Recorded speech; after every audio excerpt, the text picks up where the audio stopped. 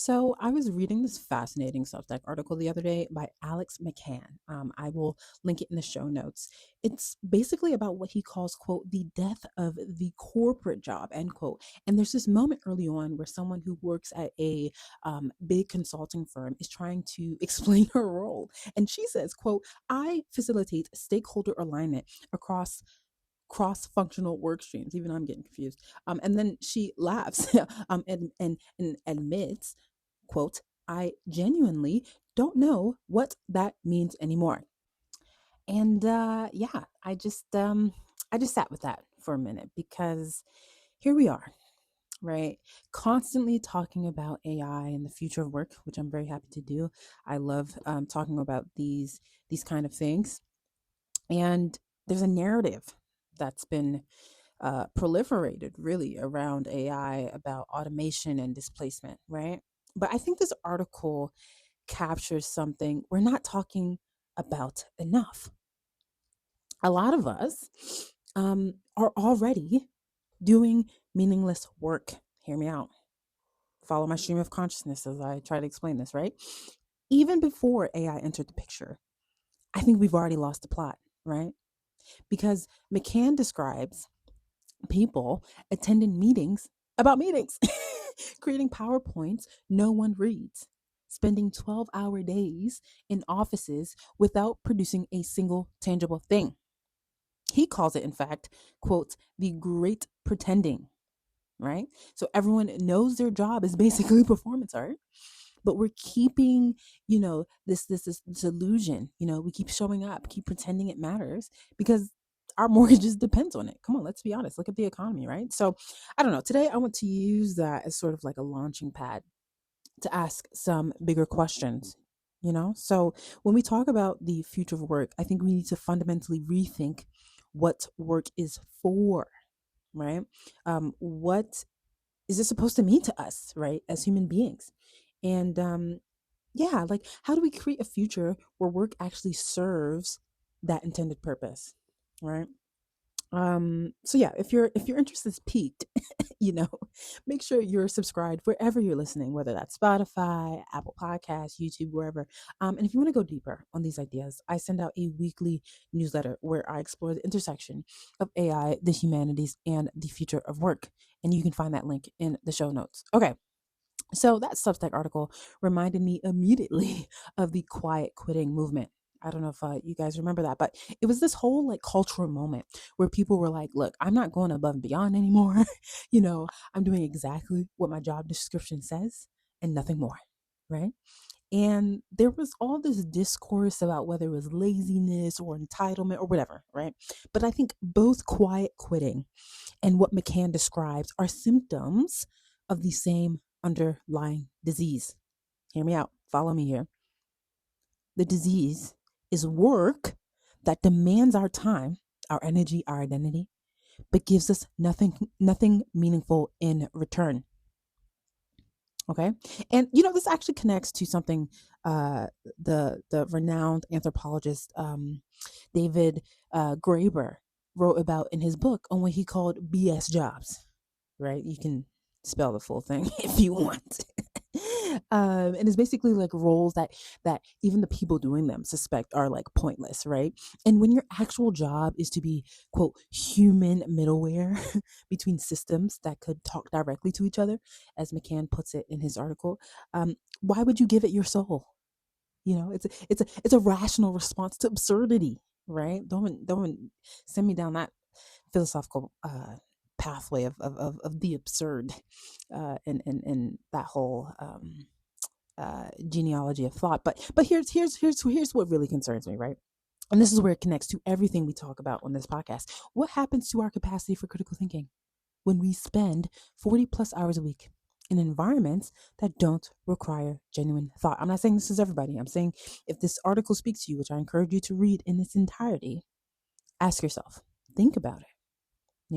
So if you're creating documents that no one reads, attending meetings where nothing gets decided, managing projects, right, that exist primarily to justify project managers, you're not exercising your mind, right? You're You're basically just going through the motions, right? You're performing the appearance of thinking without actually thinking, right? And look, there's also, I'm going to talk about the larger issues that are at play here, right? Because we know that people are reading less for leisure and pleasure than ever before, right? There's the 2003 report from the National Endowment for the Arts that found that the percentage of American adults reading literature has been declining steadily for decades, right? And I can't help but wonder, hear me out, if we're not using our brains meaningfully at work and we're not engaging them in deep reading or complex thought outside of work, where are we practicing critical thinking, right? So maybe the crisis of critical thinking I keep talking about isn't just about AI. You know, we live in the age of AI, but it's not just about AI, right? Maybe it started long before, when we structured our lives around work that doesn't actually engage our minds. So this brings me to Hannah Arendt, the superstar of my beloved alma mater, the University of Chicago, who gave us the phrase, the slogan, I don't know, what is it, our mantra, the life of the mind. That is what we all, aspire to and pursue as U Chicago students and definitely as U Chicago alums, right?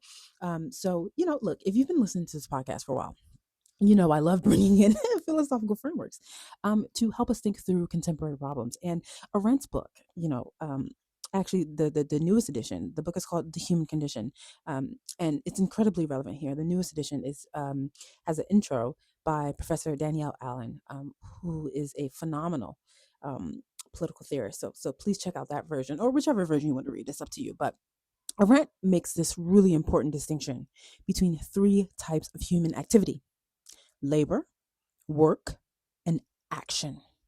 And I think we've completely confused them, which is part of why contemporary jobs feel so hollow, right? So let me break these down. Because I know you guys are like, those are all the same things. Hear me out. So labor is the cyclical stuff of survival: cooking, cleaning, maintaining our bodies, right? It's necessary. But Arendt argues that it doesn't how do I so she puts it like this: it essentially leaves no lasting trace. So for example, you eat the meal and then you're hungry again. You clean the house and it gets dirty again. Come on, somebody. How are the dishes constantly piling up again and again? you know so labor is consumed as soon as it's produced, right? And then Arendt argues that work is different. Work is the creation of durable things, like for example, building a table, writing a book, you know, composing music, coding a program, that solves a real problem. This is what she calls Homo faber, humans as makers. I'm not the best at German anymore, so please excuse me if I mispronounce that. But so it's basically work that creates the artificial world we inhabit. It outlasts us basically compared to labor, right? So when you finish building that table, it stays built. That's work, right? And then the last thing is action. And Arendt explains it like this: action is when we engage with other people in meaningful ways: speech, politics, creating new beginnings together. This is where humans reveal who they uniquely are. It's how we create meaning collectively. It's how we participate in public life. And here's Arendt's key insight: all three of these are essential to the human condition. We need all of them, okay, to flourish as humans. But here's what's happened in modern capitalism, okay, and especially in corporate culture. We've collapsed all three into this single thing we call having a job. Follow me, right? We expect our employment to provide survival income. That's the labor part. We expect it to give us creative fulfillment and the satisfaction of making something that lasts. That's the work part, right? And we expect it to provide identity, meaning, community, belonging. That's the action part, right? And I think that's an impossible burden to put on a job. And it's why I don't know, I think it's why like so many corporate roles feel hollow even when they pay really well. Come on, I've worked in corporate, I know what it's like, because they're not actually fulfilling any of these functions properly. Okay, like you're not creating anything durable, right? That feeling, right? You're not creating anything durable, just documents that disappear into the void. Obviously, it's about what resonates, right? So if your job doesn't, do this for you, obviously, take everything with a grain of salt. But I'm speaking directly to some of the people that are featured in that Substack article, which sent me down this philosophical trail, right? It's this very idea that you're not engaging in meaningful action, as Arendt describes it, with others. You're just performing productivity in meetings, right? You're getting the paycheck, but that's it. So when people feel empty in their well-paid corporate jobs, they're not being ungrateful, they're not being entitled. They're responding to a genuine absence of the things Arendt identified as essential to human flourishing. Okay, so are you following this? Okay, so this brings me to something I hear a lot in conversations about AI in the future. People will say, oh, once we have AGI, we'll just give everyone universal basic income and people can just finally be free to just, relax and pursue hobbies and have infinite leisure time. And come on, look, every time I hear this, I think, have we learned nothing from Hannah Arendt? Humans don't flourish in infinite leisure, right? We're not built for it. We have this innate desire, the need to create durable things. We need to work in a rent sense, right? How she defines it.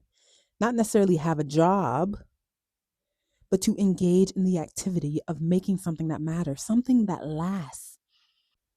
Because look, the human mind isn't inclined toward passive consumption. We may do it, but it isn't inclined to. I truly believe we're builders. We're creators. We're problem solvers, right?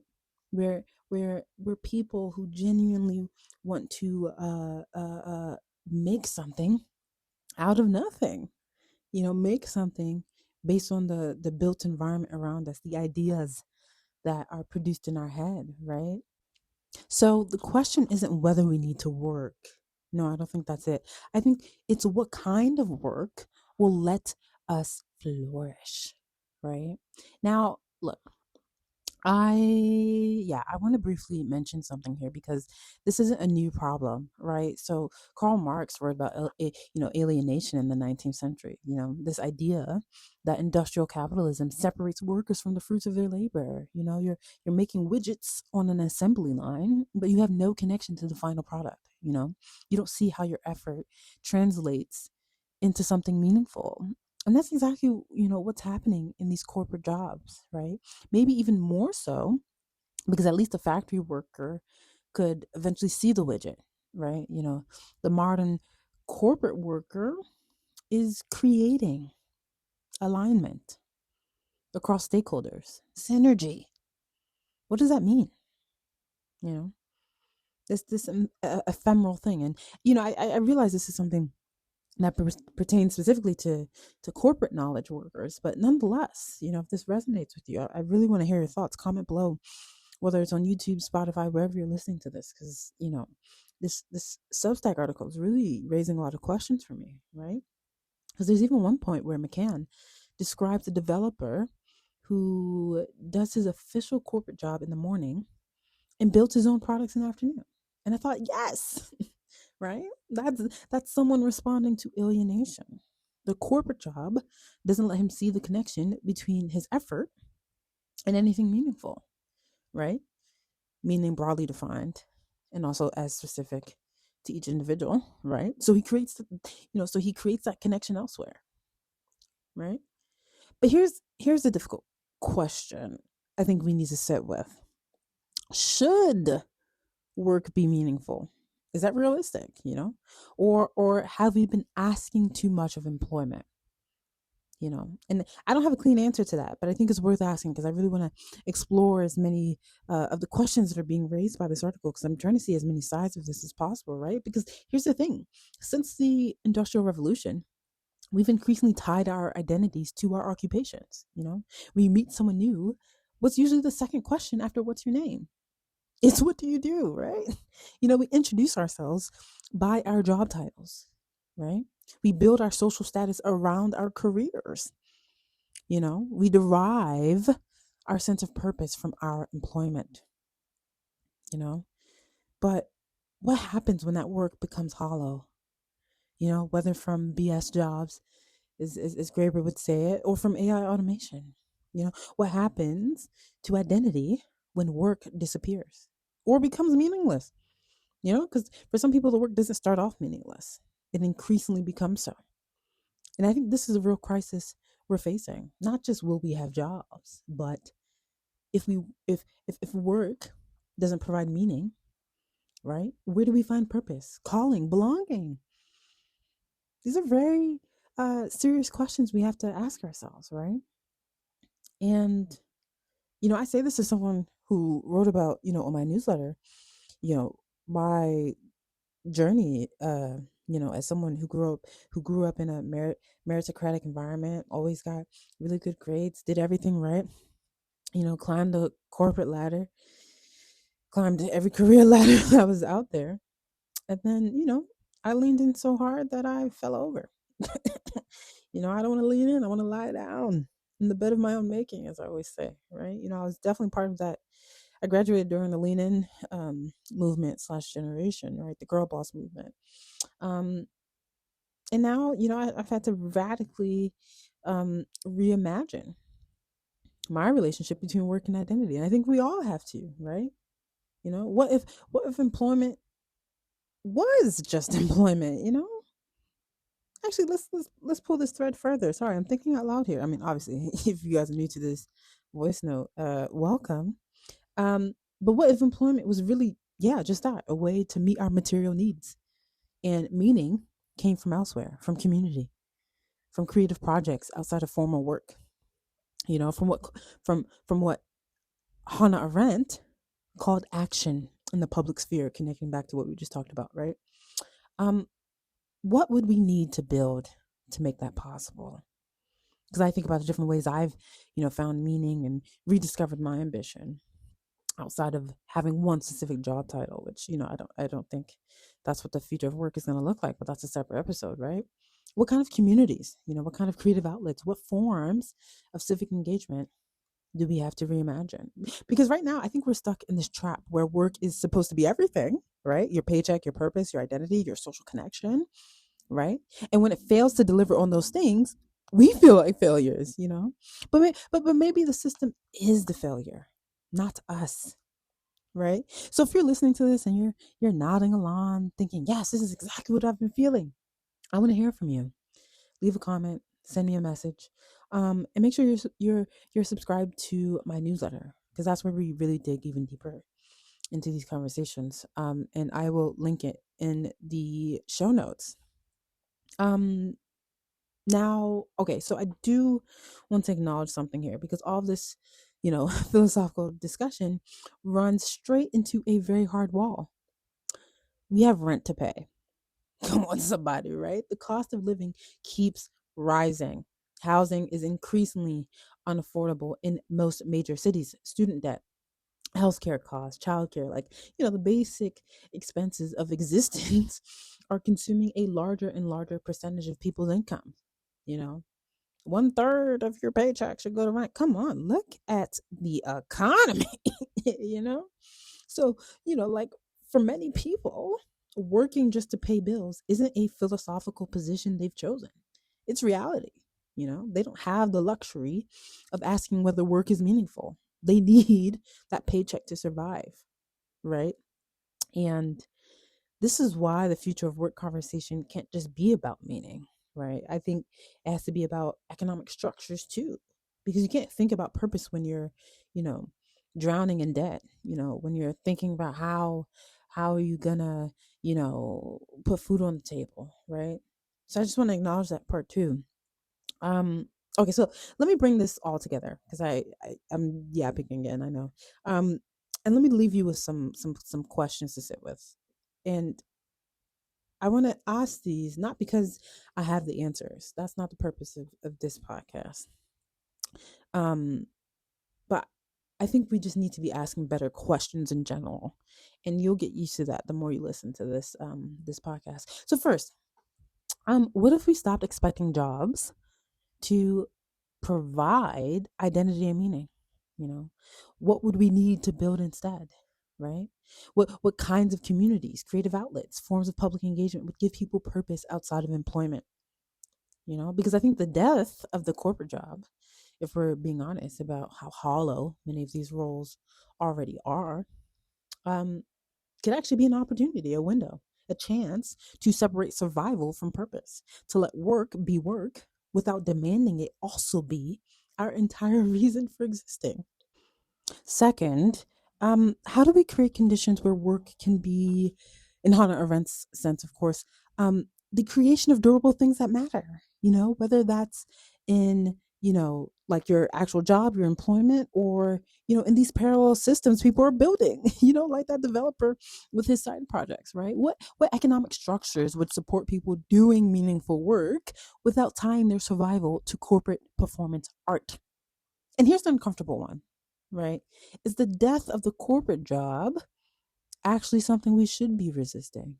Or is it revealing the truth we've been avoiding? That we built a system that demands 40 plus hours a week of our lives without actually engaging our humanity, Because here's what I keep coming back to. The future of work isn't only about AI, right? And that's something I talk a lot about with Project 2026 and the Renaissance mindset and building your career portfolio is getting us to think more expansively about the future of work. It's not just about automation or displacement or which jobs will be or which jobs will disappear, right? I think AI is accelerating issues we've already been experiencing. The hollowness, the alienation, the separation of work from meaning. It's forcing us to confront questions we've been avoiding. And look, the real question is whether we can, or let me say it like this. The real question is whether we can create a world where humans do work that engages their minds, creates something meaningful, and doesn't consume their entire identity, right? That was the challenge before AI.